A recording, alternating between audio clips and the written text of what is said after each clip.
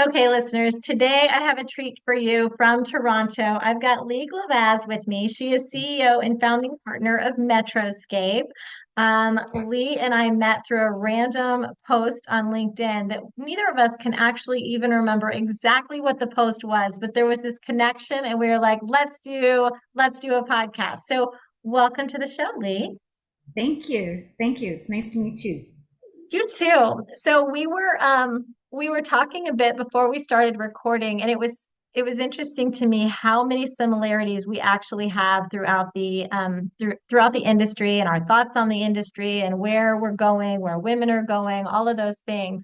But something that struck me as very different is how we got into the industry. Like my audience knows that I I mean, I was in construction, not even realizing I was in it, not even thinking I was doing it. I was a junior in college before it was a real thing that I'm like, oh, I want to do construction.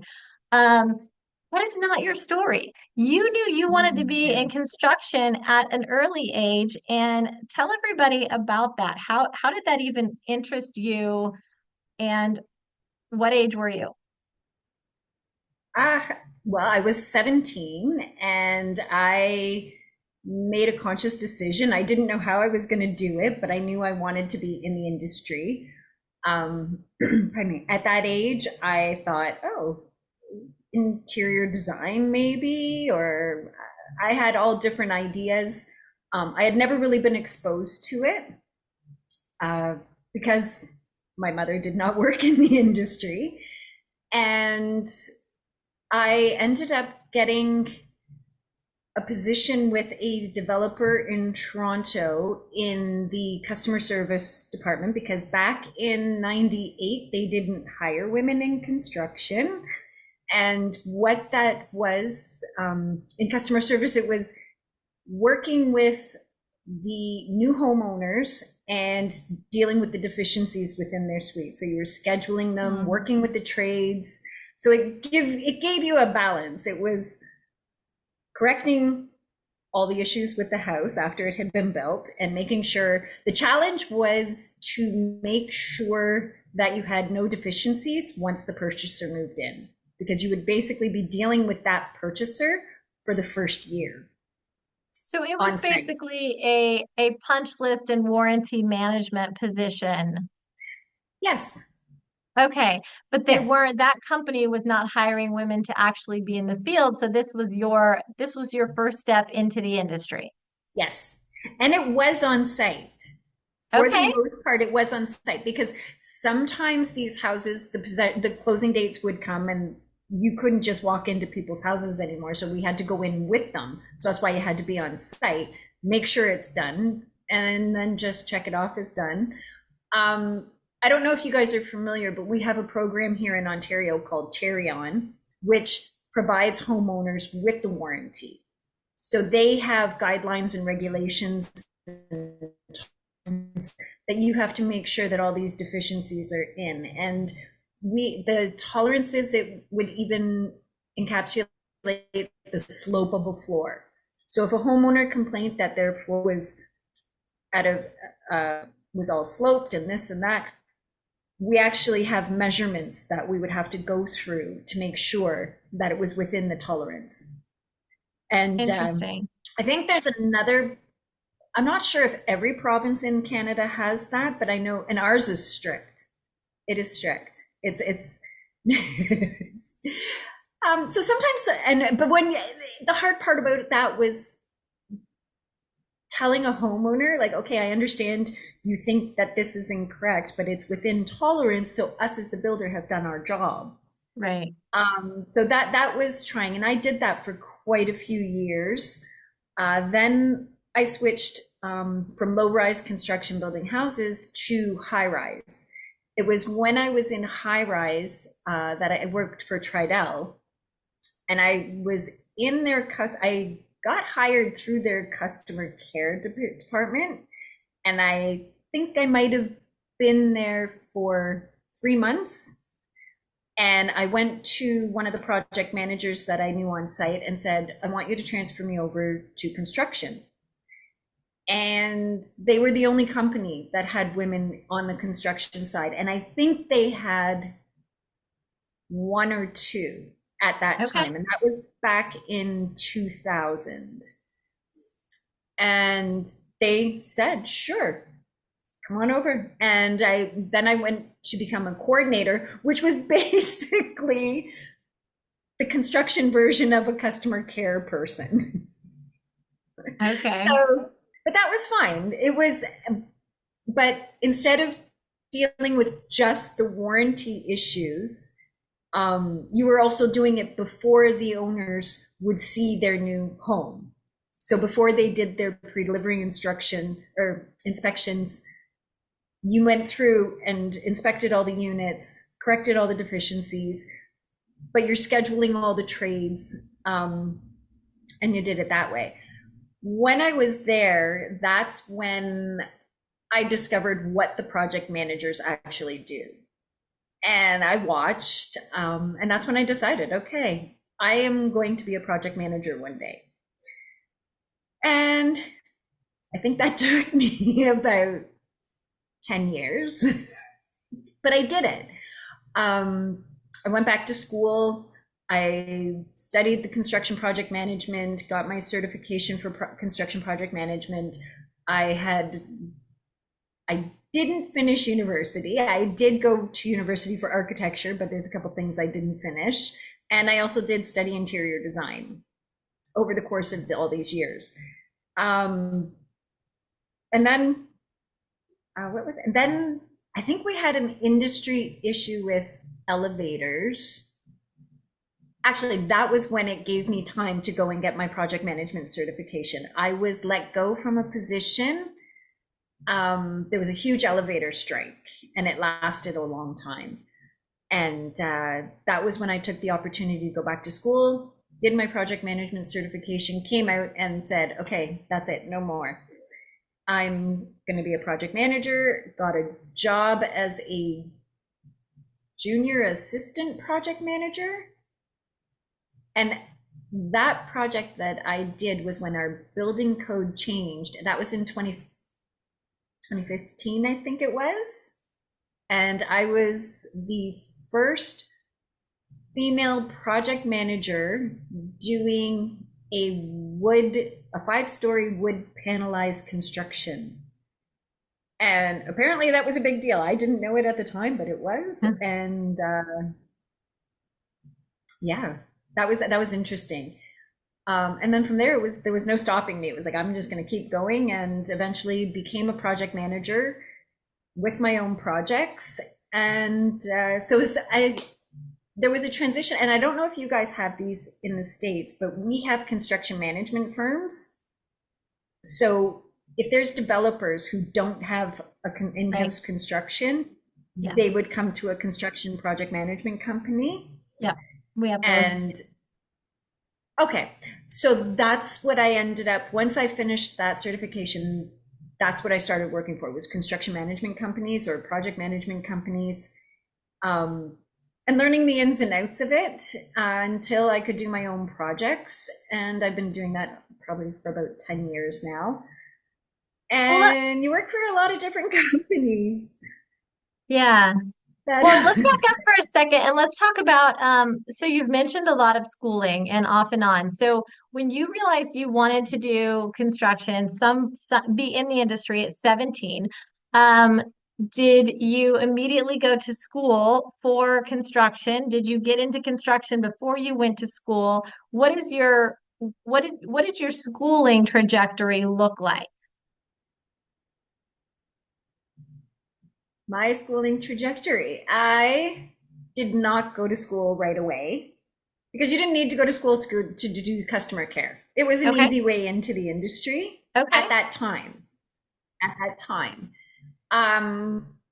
Tridel was also one of the top companies, or one of the top developers in Toronto. They had an excellent customer care program. They had an excellent construction team. So I made a concerted effort to work for good developers and good Yeah. builders because I knew that I would learn properly until I had the time and the finances to put myself through school. And I've worked for Menkes, Remington, Fieldgate, and they were all top developers at that time. Not that they aren't now, but they are still. And I learned as much as I could. And then when it came time, at every opportunity, I would take classes. I was doing construction day and night. I Okay. was. So you Um, kind of worked your way through school and work simultaneously mhm. as you made your way up those positions. And that's pretty So much what I did. that's awesome. And probably also exhausting because I believe you mentioned that you're a single mom. So you're raising a kid the same time you're doing all of that. I think I did most of it before he came along. Okay. I did most of that, like most of the schooling before he came along. I did have him later in life. So he is only he'll be 18 in 2 months. All right. Um, so I did, but now he goes, Mom, all you do is work. And it's like, yeah, I know, you don't need me anymore. um, that's why I taught you independence. That's right. That's right. Well, and speaking of independence, you now own your own firm with a partner, and you had mentioned to me when we were talking that you ended up starting the firm out of necessity, but you didn't go into why. What was the necessity that started Metroscape? Well, so you work for a construction management company, and I'm pretty sure people are going to try and correct me. I keep calling them construction management, even though it's a project management company. And I noticed that a lot of things were being done incorrectly, be it um, not enough people on site to function properly. They talk about unskilled labor, but we've also got an issue with uneducated and unskilled people in the office as well. And I had a lot of frustration at one particular company that I worked with, and I did try to resign before this particular incident. And nope, you're valued, you got to stay. So I was like, okay, but these are the changes you need to make. We need to see this happen. If we're going to succeed here, this is what needs to happen. And I felt that it wasn't happening. So then a couple more months went by, and there was a situation in the office, and I turned around and walked out. Yeah, I know the owner wasn't happy, but it's not like I didn't make any efforts to try to change things or make things better. I did. yeah. Did I talk to him about stuff? Yes, I did. He knew what the issues were, and he actually prevented me from getting a couple of jobs. So I was like, okay, well, I need to work. And I guess I'm going to start a company. And I spoke with a friend of mine who was in the industry as well. And she said, yep, let's do it. And it was like, That's okay. awesome. And we did it. Like, we literally started our company with nothing. We had our first contract before we registered a company.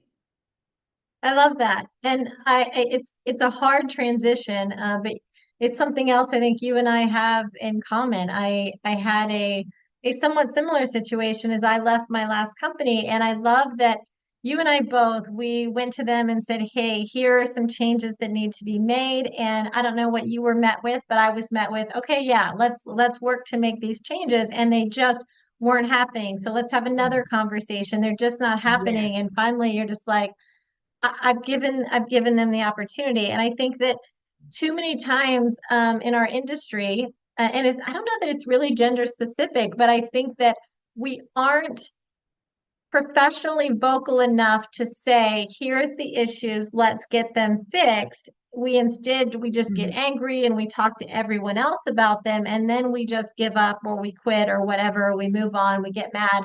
But no matter whether it's your boss or someone that works for you, if something's not working, it's important to let them know what needs to be fixed. Have that open Yes. dialogue because then you can feel like, you know what, I did what I could and it still didn't work. Or maybe you did what you could and it did make a difference. But if you're not putting it out there, if you're not having those difficult conversations with people and companies, then nothing's really going to change. And something else you and I were That is talking that about, is go ahead. sorry, that's something that I've noticed is now that we've started our own company, I'm not scared to say anything to anybody. Hmm. I am, if I feel that someone has done something wrong, it's okay. Because now it's at the point where it's like, okay, this is my company, this is a reflection of me. And if I Yeah, don't say anything, what is everyone else going to say? that's right. And so it's, you really have to know your core values and be true to yourself. And so at the end of the day, I'm absolutely thankful for the opportunity of working at that particular company. And and I think age and experience also helps, Yeah. because that was one of the factors that, one of the reasons why I was at that company was because of my age and my experience. Maybe not so much my age, my experience. um, that I could just go in and I just sat down and did my job and work. There was no training, no nothing. And, but with that came the fact that I knew that something was wrong. And that's another thing is, being older and being a female, we can bring women into the industry, but they do need guidance. It's definitely an industry where you need guidance. Mhm. And now that the industry has older, experienced women in the industry, the younger generations will have it so much easier. But they have to be aware of that. Yeah. They have to be aware of that. Um, and if I can say, that is part of, I'd mentioned that group to you, the Constructors Guild. Yeah. That group also has that part, the mentoring part as well. So they're looking into how to bring in that, how to, so what did he call it? It's the knowledge gap. So in the next 8 years, I think it is, a lot of our older generation in the construction industry are going to be retiring. Yeah. To me, I don't think the younger generation is prepared to take over. Um, Me as an individual, I am taking an opportunity that at anywhere I can, be it through ULI, Constructors Guild, the Construction Association, to pass on this knowledge, Yeah. this experience, and say, like, this is what's going to happen, but this is how we're going to change it, and this is what you can do to make it better for yourself. They need that. And I guess being a woman,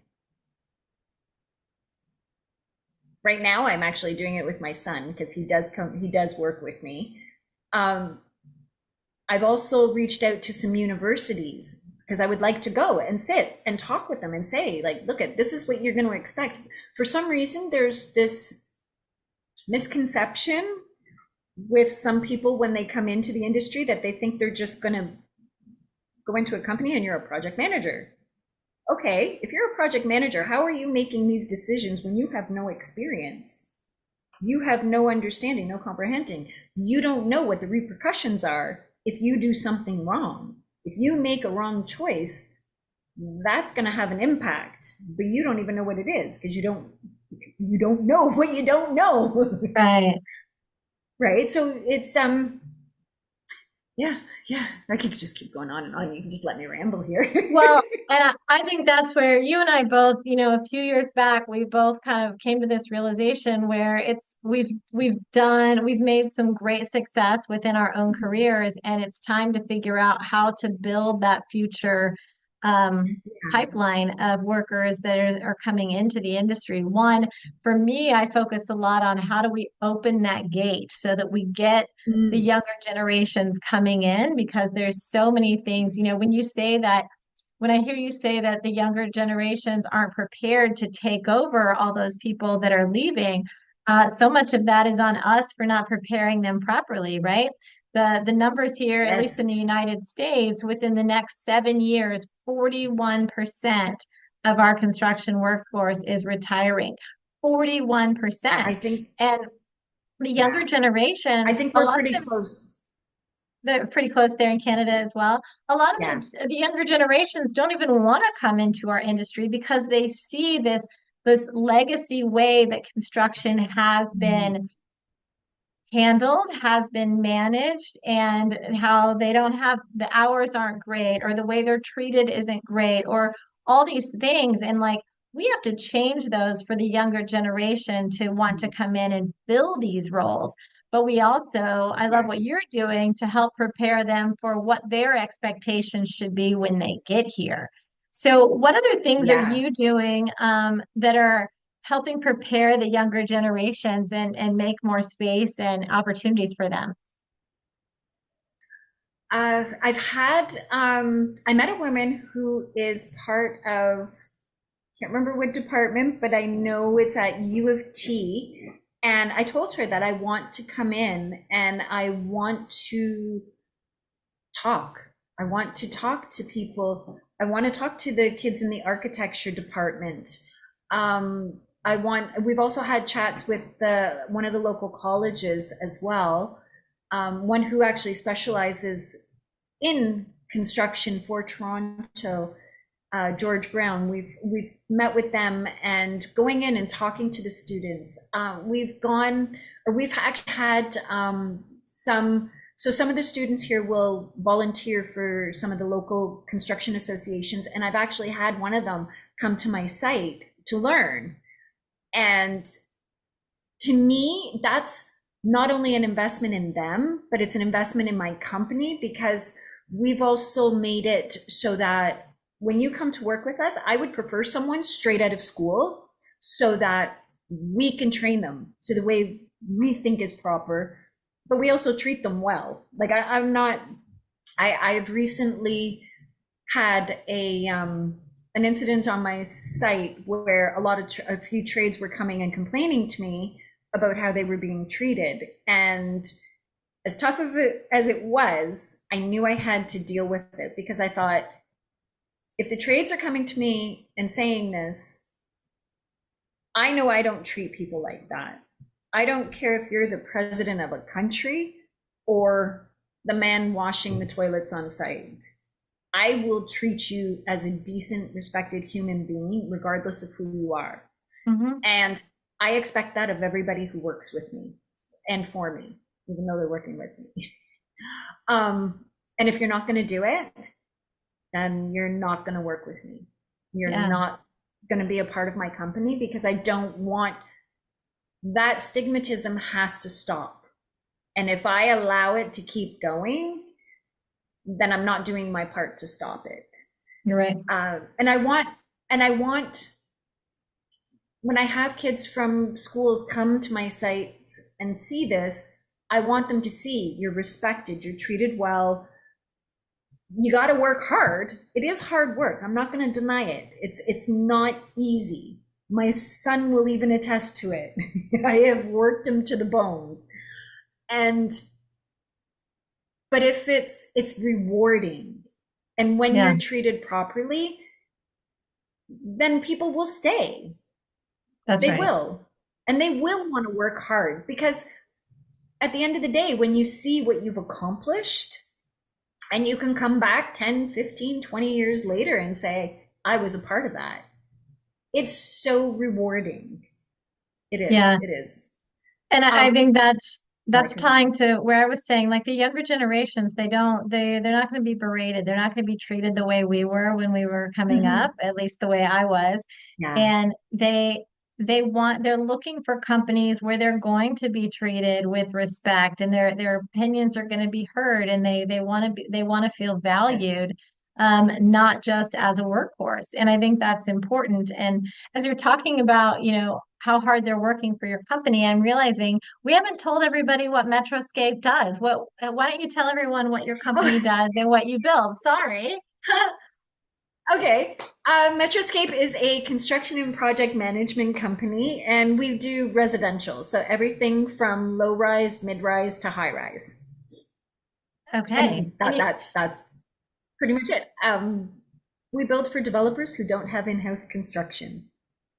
Well, and as I looked through your LinkedIn posts, so many of your posts were tied to concrete work, and I immediately felt connected to you. I love concrete work and so many things you can do with concrete, Yeah. and it appears that so do you. So it may be one of the favorite parts of the work that you do. Yes, I love concrete. I love concrete, but my absolute favorite is digging below grade and then Oh, coming up and the concrete coming up. That's I love excavations and foundations. okay. So fun I do. question. What's It's Has there ever been anything that you've uncovered in an excavation that was completely unexpected and fun, like a good story to tell? we found bones. Like animal or people bones? Well, we didn't know at the time, and we Okay. did. The site got shut down. It was a historical site. It was just north of Toronto in Barrie, and we were actually doing a historical wall restoration. But when we did the history on the site, we found out that it was so old that this particular area was where they used to hang people. And it was like, ew, Oh, okay. goodness. So they said we had an archaeologist on standby, and they said the minute you find bones, stop. And I was like, it's a wall next to a sidewalk. We're not going to find bones, but we did. Luckily, it was not human bones. It was animals. So it was like, Okay. oh, thank you, thank you. I thought I don't Yes. want to dig any further into this front lawn. No, No, but it I had a bone experience as well. It was in Des Moines, and we were about 60 feet down with some piles, with piers actually. And it was, ooh, it ended up being, sorry, I'm stuttering. They labeled them woolly mammoth bones. They were no enormous. way. Yeah, they were super cool, but they classified them as Wow. woolly mammoth. So then got to keep going instead of dinosaur, which would have made them stop and completely excavate. But so I don't know. I'll be honest. I don't know if they really had a Wow. Okay, designation that's or if cool. they're like, yeah, we don't have time to dig 60 feet to dig up this whole thing. But it was pretty cool. Okay, so That would have been cool. I want to ask you, I have two questions I want to ask you before we get done here. One of them, I saw on your LinkedIn that you were going to something that starts tomorrow. As of the recording of this, it starts tomorrow, called Book Club Without Books. And as I was reading it, I was like, okay, wait, I want to know more about this because I think it's a really cool opportunity for to even start here in Kansas City for people in construction. So tell us what you know about it. Book Club Without Books is an event that is held with WLI, which is the Women's Leadership Initiative, Okay. which is part of ULI, the Urban Land Institute. And I know Mhm. you guys have that down in the States as well, because they're all Yep. over America. Um, and it's an event where it's a small gathering where women can just come together and network. Um, it's a more intimate gathering than a ULI event. Okay. So a ULI event would probably have about 500 people. This has about two or 300, even intimate gathering. Yeah, that's still pretty big. It's smaller and it's held at, how do I explain this? There's different book club without book events throughout Toronto. Uh, and they'll have a topic, I guess, that they would discuss individually. And I think it's comes, you go to about three or four of them. So you Okay. Yeah, I pay saw for it it. was a time frame, like September 24th to October 24th or something. Yeah. Yeah. Yeah. There's a time frame and there's about four events that you go to. And you just meet all different people within the industry, and it's all different sectors of the industry. So you'll meet construction lawyers, you'll meet engineers, you'll meet the architects, and it's a networking event. Okay. Okay. Yeah.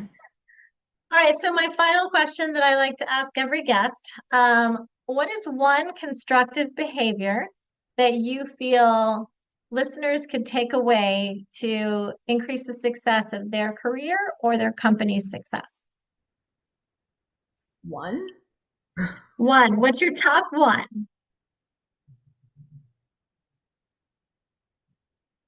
I have two.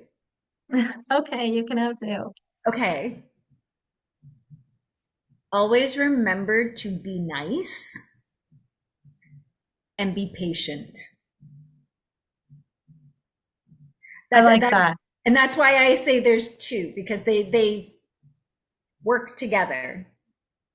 It's a very high stress industry. We all want to drop some bombs, but at the end of the day, we're all working together. So just Yeah. be patient. Yeah, I always tell people that that's not a trait that God blessed me with. Yeah. Patience is something, a skill that I've had to develop, and Yes. it's worth it. But you're absolutely right. It is tied to being nice because when your lack of patience is showing, your ability to be nice is also diminished. And I've Yes. seen that. I've seen that in myself. But for me, it's most impactful when I see it happening with others because then I'm looking at that thinking, oh, that's what I look and sound like when I do that. So I love that. And Yeah. I've enjoyed our conversation and getting to know Thank you. Thank you you. for taking the time to do this interview. I'm excited to see more about what you continue to do for those coming into our Thanks. industry. So thank you. Thank you for having me. This has been enjoyable.